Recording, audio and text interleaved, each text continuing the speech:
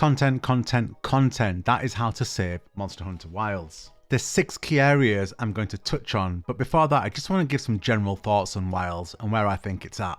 I'm not going to talk about performance because everybody knows performance is awful and it just seems to be getting worse with every patch. But in Wilds, we are lacking genuine end game progression, or just that end game carrot on a stick, whether that's weapon drops like in the Kulf Taroth Siege in Monster Hunter World, or end game decoration farming. Now some people would say end game decoration farming and the RNG is a bit of a pain, but as you can see, it's better than nothing. Everybody having everything just means everything means nothing, and that's where we are with Monster Hunter Wilds.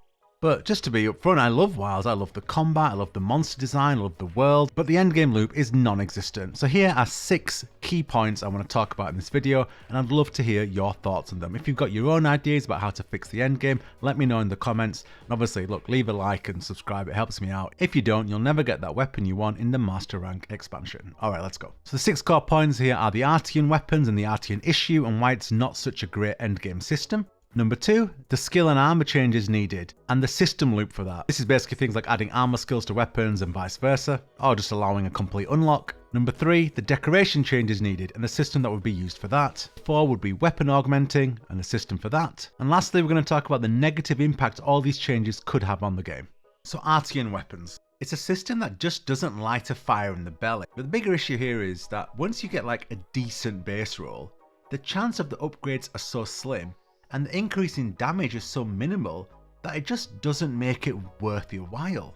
Now, unlike say decoration farming, where one decoration can be used for multiple builds and multiple weapons, an Artian drop just gives you a minuscule chance at a possible 1% DPS gain for one weapon. And that's just one carrot on a stick, where the stick is just too long for most players. It just doesn't feel in reach enough. Now I do endgame hunts, not for the Artian parts, but because I genuinely enjoy the hunts. But by adding some of the changes I'm going to talk about in a minute, I think we can salvage the Artian system into something that at least lights a little fire in players. Moving on from there, we have some skill changes, and I do really believe that elemental values and elemental hit zones need a bit of a buff. Things like crit element need a buff as well, just to give people variety in how they combat monsters. I don't know about you, but I really like picking up the same weapon but having different builds for the same weapon to match up against a monster's weakness.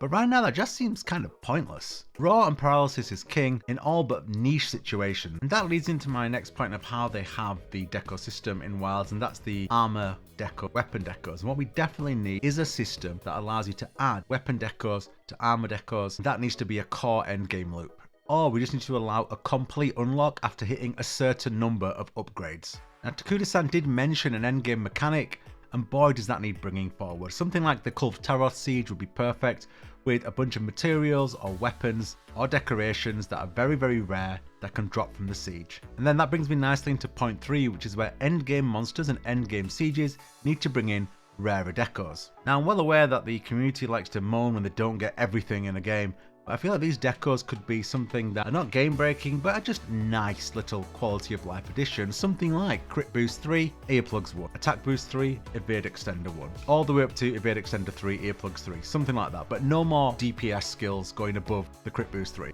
It's just something else to feed into an endgame loop and give you something to possibly get from killing these monsters. And finally, I would personally just copy and paste the augmenting system from World, and that would again feed in from the tougher monsters. This would be augments like health regen, crit, attack boost, element, status, etc., with the more powerful ones costing more slots on an augment weapon, like an augment slot they used to have. If you Google it, you'll figure out what the world system was. So briefly, how am I expecting the system to work? Let me just spitball an idea to you. Every 8-star monster in the game is given rare drops that allow for augments. Each augment has 3 tiers. Tier 1 is your standard 8-star fight, Tier 2 is an 8-star and a 5-star, or just your standard double monster fight, and Tier 3 is a double apex fight. Final Tier 3 fight, the double apex fight, drops one guaranteed item that allows for a weapon skill to be added to a single armor piece. One piece only per Tier 3 fight. The Tier 2 and Tier 3 fights have a small chance to drop a new deco, say crit eye 3 earplugs 1, just as a random example. All fights still drop Artian parts, so all T1, T2, T3 fights drop Artian parts, so that system remains because let's be honest, they're not going to get rid of it.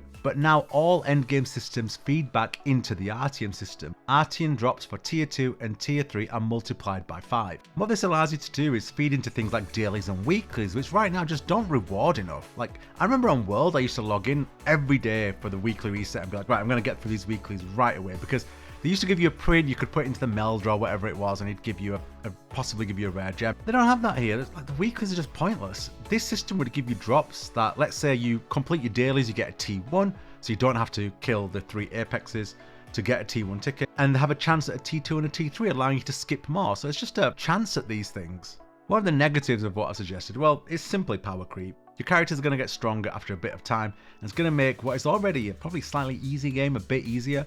But I think right now we'd all take that and have it be more fun and more engaging and more rewarding with it being slightly easier. And let's be honest, with Gore's health at tier 8, I don't know what it is, 55,000? I think even with these changes, it's still going to be a tough fight. And those are my suggestions on how to fix Monster Hunter Wilds. If you have your own suggestions, if you see any flaws in my argument, let me know. And yeah, obviously, performance needs fixing. If you did enjoy the video, if you like the ideas or like the video, please feel free to leave a like and subscribe. It helps me out a ton. Take care, everybody. Have a great day.